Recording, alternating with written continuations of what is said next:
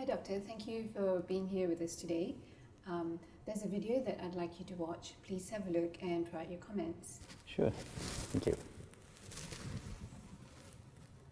Immunization is supposed to protect us against diseases, but I have heard of the opposite happening, whereby vaccines have been shown to cause dangerous side effects to people. And I know the measles, mumps and rubella vaccine has been shown to cause autism lah. So I don't think we need vaccine anymore. The fact is, few health problems are caused by or associated with vaccines. With regard to the measles, mumps and rubella vaccine, it was a small study in 1998 done by Dr. Andrew Wakefield that claimed to find a link between the MMR vaccine and autism, setting off a panic that led to dropping immunization rates and subsequent outbreaks. Since then, science and medicine have been looking for a link for well over 14 years.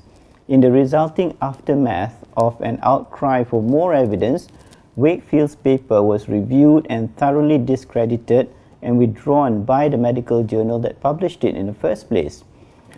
Wakefield also lost his medical license, resulting from that paper in the Lancet.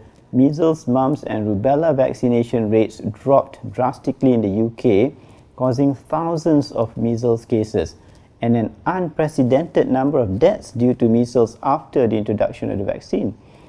Numerous countries have reviewed their MMR vaccination rates and none could find any causative link between the MMR vaccine and childhood autism.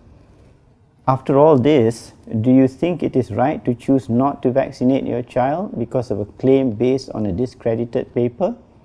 Do you think it's still a valid concern not to vaccinate? Getting immunized is like inviting trouble. First and foremost, germs causes diseases, right? But then you take these germs and make the vaccines. And then they inject it into your body. If you are lucky, you don't fall sick lah. But what if you're not so lucky?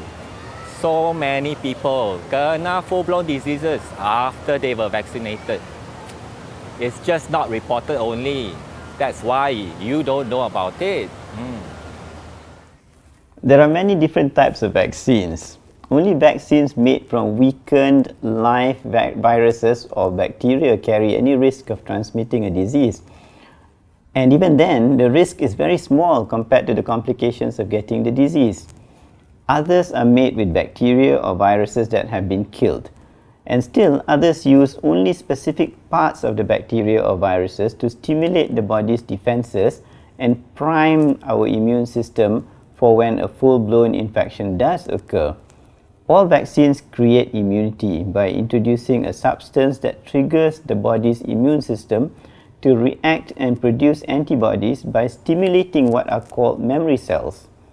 This means next time you come across the disease in the environment, your body is ready with an arsenal of antibodies to attack it before it can make you really sick. It's expected for you or your child to experience a slight temperature and possibly a sore arm after getting the vaccine. These are not as common as previously thought with new vaccine formulations. Such reactions simply indicate that the immune system is responding, much like the reaction that babies get after receiving the BCG at birth. This in no way indicates a full-blown infection is on your hands. Cases where individuals have developed an infection from a vaccine are extremely rare. The risks associated with the disease greatly outweigh the risk of getting vaccinated. Personally, I think our children are being given too many vaccines. When they are born, they kena cocok tau. When they go to school, they continue to kena cocok. Why do we keep injecting all these chemicals into their bodies? It will overload their system. Immunization is not natural. We should let nature take its course. These multiple jabs are recommended based on sound scientific research, which takes into account the recipient's age and maturity and also level of exposure to antigens. The vaccines that children receive in the first 2 years of life are just a drop in the ocean when compared to the tens of thousands of environmental challenges that babies successfully manage every day. Our vaccine coverage for children in Malaysia under the National Immunisation Program is over 90%. Those children and the generation before that have been receiving just as many vaccines with more antigens in the past. Most are healthy adults without any problems now. There is really no cause to be worried about your child. The concern is that we are inadvertently overloading the immune system with a large amount of antigens.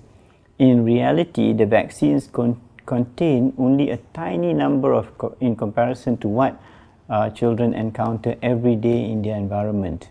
However, if you are still concerned about your child having too many vaccine shots at the same time, then you can opt to use combination vaccines where many antigens are combined into a single shot.